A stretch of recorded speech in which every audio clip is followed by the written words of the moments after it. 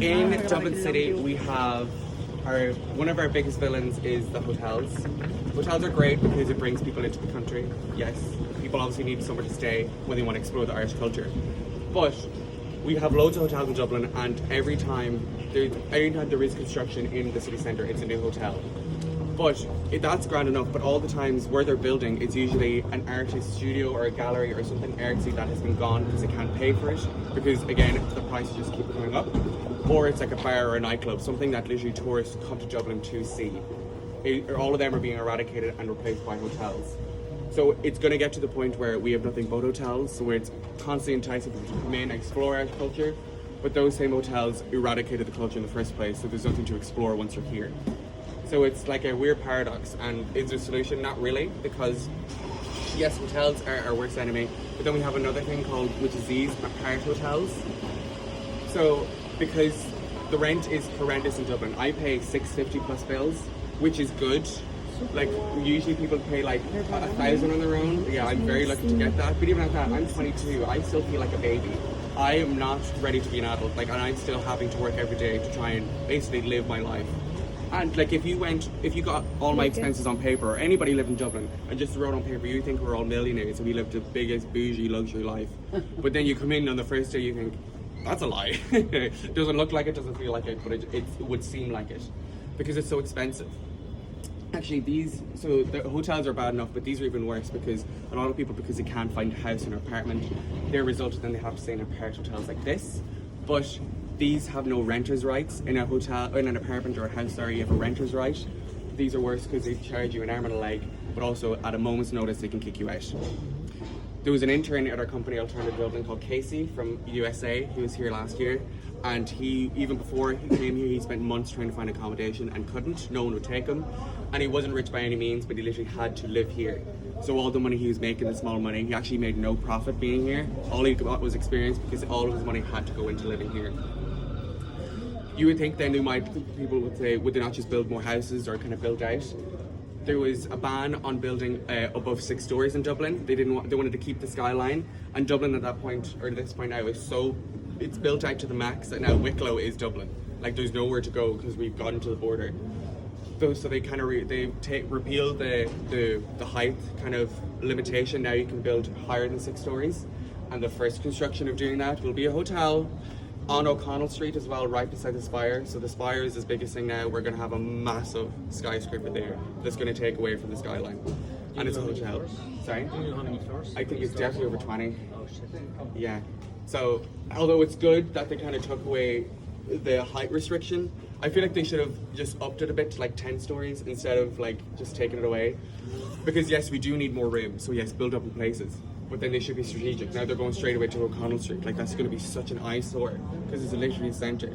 And like it's great when you see the Spire because it's isolated how small it is. It's literally, when people are lost, I say follow the stiletto in the ghetto. Just follow her and you'll get to O'Connell Street. But now you'll have, well I guess at the Lamerick you'll have this massive story building. But if you notice, all the buildings in Ireland, they're ugly. I see them, only the things that are old and I'm like, oh it's beautiful. Like all the kind of nondescript ones built by all these corporations. They're not, like I don't get a buzz off it aesthetically. So at least, I always say they should attach an artist and an architect to a project to try and make it look gorgeous. But they won't, because they're all about the quick timeline and not as much money spent, more money gained. So they're not going to go down that route. But as I said as well, the prices just keep going up because in Dublin we have a lot of tech corporations making Dublin or Ireland their European home. So we have Google here, we have TikTok, we have Meta. All of those companies have their European headquarters in Dublin because Dublin and Ireland have no corporation tax. Exactly, there's no corporation tax in Ireland at all. We will change it, but that's when please do. Well, in ways it's great because all those corporations come here and then we do their corporate parties and we charge them an arm and a leg because we know they can pay for it. But for the regular people like us who are trying to just live our normal lives in Dublin, it's horrendous because it's their presence in Dublin that are rising up all the prices. So then people can't find houses. That's why there's a housing crisis. But they can't build up as much anymore. They've already built out to the max. There's so many homeless people, and the homeless people are just going to get more and more in numbers because there's been no solutions put in place. All people do in the Dáil in government is talk in circles. They're thinking we might do this, but they do nothing. Because doing something they have to admit they're wrong in the first place. So it is literally a game of just constantly bulging against each other until something falls into place. Is there popular housing in Dublin? Sorry? Does popular housing exist in Dublin? Public housing. Yeah, it does in places definitely, but even if you go to some of the public houses, like they're not the best condition. But even some people like they need a roof over their head, so they'll go for it anyway. Yeah, there would be definitely those kind of. When we were walking towards Cineworld, that kind of street where the Lewis is on, you see all those flats. That would be kind of the way the public housing looks in Dublin.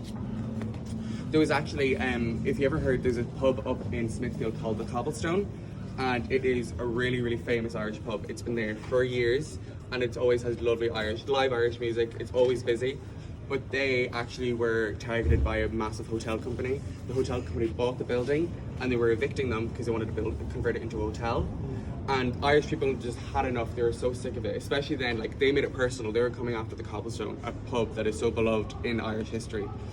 So the day that they were supposed to be evicted, there was actually over 1,000 people that came together, and they walked up to the front doors of the Cobblestone, and they made a human barricade. Like they weren't pushing or being aggressive. They literally just shoulder to shoulder, so that the staff inside could not get out. And what they did was they said it was a campaign saying "Say no to hotels." And they went in there just peaceful protest, just saying no, enough is enough. And then what they did was they got a coffin. Oh God, there's a wasp outside. They got a coffin then, and a bit like in an Irish funeral, when someone is dead, you walk the coffin from the removal site to the funeral, to the burial ground, and everyone then follows it. There's always like a hearse and a big trove of people. So they got a coffin in the same fashion. They walked through Dublin City, thousands of people, and they walked to all of the sites for potential hotels. And it was basically them saying that it's a death to the Irish culture.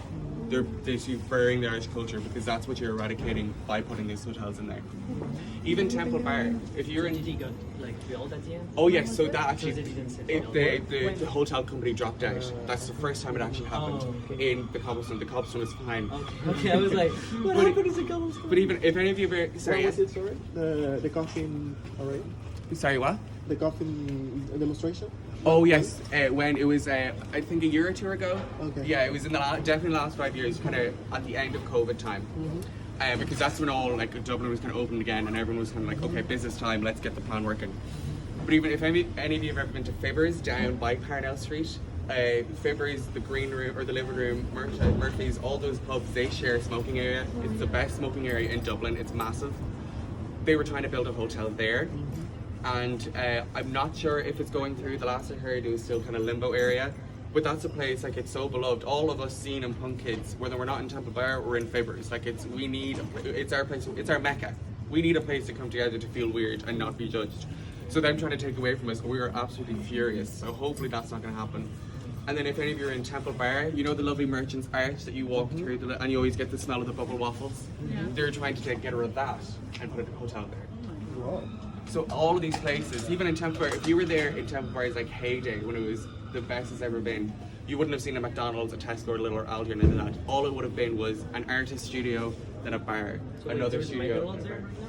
There's a McDonald's? Yeah. No kidding. Yeah, but at the end, in its heyday, it was all just literally cultural. It was all artist studios and galleries and little shops, and also then pubs and kind of bars and restaurants. But nowadays, it's just been, although it still has a lot of it, so there is a kind of window into what it used to be like. It's slowly and surely being kind of commercialized, let's say. So again, hotels, we Irish people hate them. So please, definitely do. There always is petitions, like even in that Merchants Arch, the hotel company dropped out of that because there was a petition ran and there was so many signatures that they just decided to come out of it. We're also going to visit the Icon Factory later today. It's a gorgeous kind of half gallery, half studio in Temple Bar. They're currently, in the last 2 years, fighting an eviction notice from a Chinese corporation trying to build a hotel in that spot. And we'll get, hopefully Aga's there, Aga Scott, the artist, she'll tell us all about it. She's very passionate. Now we'll move on down here, guys.